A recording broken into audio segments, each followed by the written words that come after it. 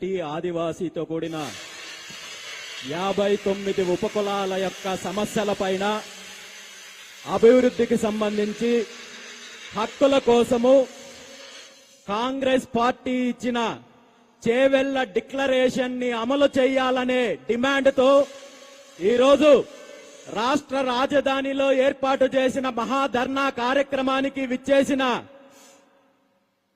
పెద్దలకు అతిరథ మహారథులకు 59 కులాల ప్రతినిధులకు ఈ కార్యక్రమానికి ప్రత్యేకంగా ఢిల్లీ నుండి విచ్చేసిన ప్రొఫెసర్ సూరజ్ మండల్ గారికి,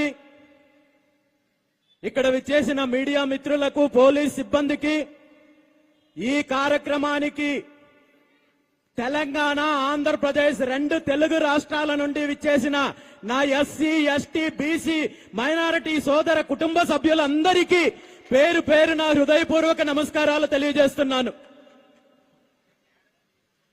మనందరికీ తెలుసు, ఆనాటి పాలకుల పరిపాలనలో తెలంగాణ ప్రాంతానికి అన్యాయం జరుగుతోంది. తెలంగాణ ప్రాంతంలో ఉన్న బహుజనులకు అన్యాయం జరుగుతోంది. బీసీ, ఎస్సీ, ఎస్టీ, మైనారిటీ వర్గాలను అణిచివేస్తున్నారు.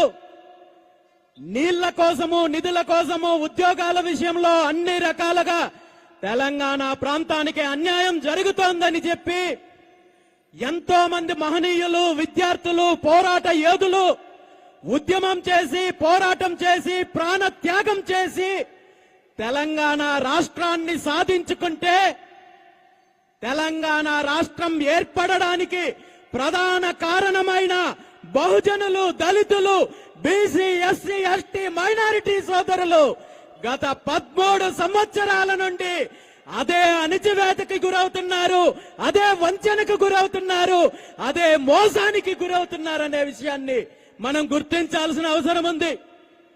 మీ అందరికీ గుర్తుందో లేదో, తెలంగాణ ఉద్యమం జరుగుతున్న రోజుల్లో ఒక పెద్ద మనిషి ఈ రాష్ట్రంలో ఉన్న దళిత సోదరులందరికీ కూడా ఒక్క మాట ఇచ్చారు.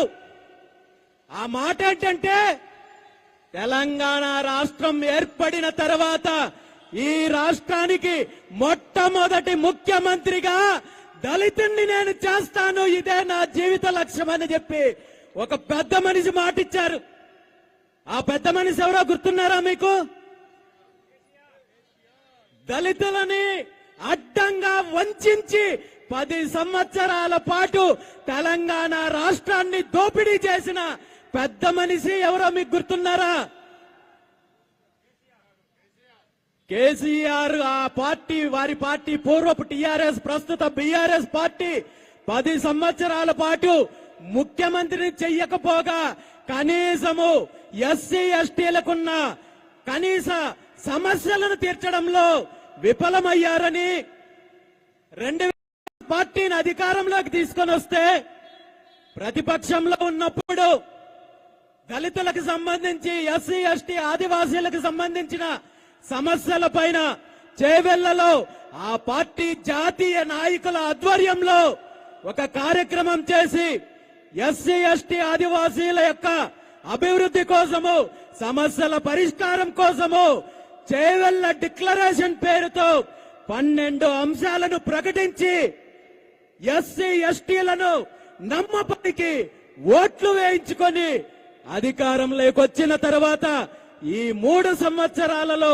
కనీసము ఒక్క హామీని కూడా నెరవేర్చని దళిత ద్రోహి రేవంత్ రెడ్డి అనే విషయాన్ని మనం గుర్తించాలి. ఈరోజు మేము అధికారంలోకి వస్తే నిధులు ఇస్తాము, విద్యార్థుల సమస్యలు తీరుస్తాము, ఎస్సీలకు 3 కార్పొరేషన్లు, ఎస్టీలకు 3 కార్పొరేషన్లు, వాటితో పాటు నిధులు, భూముల క్రమబద్ధీకరణ, ఇళ్ల స్థలాలు, ఈ విధంగా అనేక రకాలుగా హామీలిచ్చి అధికారంలోకి వచ్చిన తర్వాత వంచే ప్రయత్నం చేసింది కాంగ్రెస్ పార్టీ. ఈరోజు ప్రభుత్వాన్ని, ముఖ్యమంత్రి రేవంత్ రెడ్డి గారిని నేను ఒక్కటే డిమాండ్ చేస్తున్నాను. ఎస్సీల సమస్యల పైన, ఎస్టీల సమస్యల పైన, ఆదివాసీల సమస్యల పైన మీకు ఏమాత్రం చిత్తశుద్ధి ఉన్నా మీ పార్టీ ఇచ్చిన హామీలను వెంటనే నెరవేర్చాలని చెప్పి ఈ సందర్భంగా డిమాండ్ చేస్తున్నాను. మీరు సమస్యలు నెరవేర్చకపోగా, అభివృద్ధి చెయ్యకపోగా, ఇప్పుడే నా దళిత సోదరులు కొంతమంది చెప్పారు, కనీసము వారికి క్యాస్ట్ సర్టిఫికేట్ కూడా ఇవ్వకుండా ఈ ప్రభుత్వం వేధిస్తోందంటే నిజంగా సిగ్గుతో రేవంత్ రెడ్డి తలదించుకోవాలి. దళితుల కాళ్ళ దగ్గర ప్రమాణం చేయాలి. మీరు చేసిన దళిత ద్రోహానికని ఈ సందర్భంగా డిమాండ్ చేస్తున్నాను. మీరు దళితులకు, ఎస్సీలకు, ఎస్టీలకు, ఆదివాసీలకు క్యాస్ట్ సర్టిఫికేట్ ఇవ్వకపోతే మరి వాళ్ళకి గుర్తింపు ఏ విధంగా ఉంటుంది, వారికి పథకాలు ఏ విధంగా ఇస్తారు, వారికి అభివృద్ధికి ఏ విధంగా మీరు సహకరిస్తారనే విషయాన్ని ఆలోచించుకోవాల్సిన బాధ్యత ముఖ్యమంత్రి గారికి ఉందని చెప్పి ఈ సందర్భంగా తెలియజేస్తున్నాను. ఈ సందర్భంగా రాష్ట్ర ప్రభుత్వాన్ని, ముఖ్యమంత్రి రేవంత్ రెడ్డి గారిని ఒక్కటే కోరుకుంటున్నాను, ఈ 3 సంవత్సరాలలో మీరిచ్చిన ఏ ఒక్క హామీని నెరవేర్చకపోగా వంచే ప్రయత్నం చేశారు.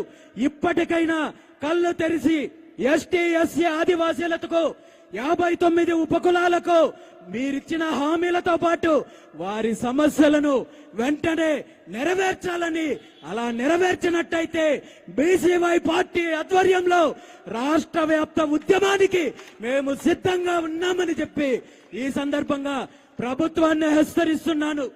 ఈరోజు తెలంగాణ రాష్ట్ర ప్రజలు మరో అంశాన్ని గుర్తించాల్సిన అవసరం ఉంది. ఈ 2 పార్టీలు తెలంగాణ రాష్ట్ర ప్రజలకు, బీసీలకు, ఎస్సీలకు, ఎస్టీలకు ఏ విధంగా అన్యాయం చేశారో, ఏ విధంగా మోసం చేశారో మనం గుర్తుపెట్టుకోవాల్సిన అవసరం ఉంది. ఏ పాలకుల ద్వారా తెలంగాణ ప్రాంతానికి అన్యాయం జరుగుతోందని ఆనాడు ప్రచారం చేశారో, ఏ పాలకుల ద్వారా తెలంగాణలో ఉంటున్న బీసీ, ఎస్సీ, ఎస్టీ, మైనారిటీలకు, విద్యార్థులకు, రైతులకు అన్ని రకాలుగా అన్యాయం జరుగుతోందని చెప్పి మీరు ఆనాడు ప్రచారం చేసి ఎంతో మంది ప్రాణ త్యాగం పైన తెలంగాణ రాష్ట్రాన్ని సాధించి కేసీఆర్ గారికి అధికారాన్ని కట్టబెడితే, కేసీఆర్ గారు, వారి కుటుంబము 10 సంవత్సరాల అధికార కాలంలో సుమారు 70% కాంట్రాక్టర్లు, ఏ కుటుంబం అయితే ఆనాడు ఉమ్మడి ఆంధ్రప్రదేశ్ లో తెలంగాణ ప్రాంతానికి సంబంధించిన భూములను, గనులను దోపిడీ చేశారో అలాంటి వైఎస్ జగన్మోహన్ రెడ్డికి 70% కాంట్రాక్టర్లు ఇచ్చి 70% పనులప్పచెప్పి తెలంగాణ రాష్ట్రంలో 10 సంవత్సరాల పాటు జరిగిన అవినీతిని భాగస్వామ్యం చేసి 2019లో జరిగిన ఎన్నికల్లో జగన్మోహన్ రెడ్డి గారు అధికారంలోకి రావడానికి, ఆంధ్ర రాష్ట్ర ప్రజలను పీడించడానికి, దోపిడీ చేయడానికి ప్రత్యక్షంగా కేసీఆర్ గారు తెలంగాణ యొక్క సొమ్మును, తెలంగాణ ప్రజల యొక్క సొమ్మును జగన్మోహన్ రెడ్డి గారికి కట్టబెట్టారనే విషయాన్ని మనం గుర్తించాలి.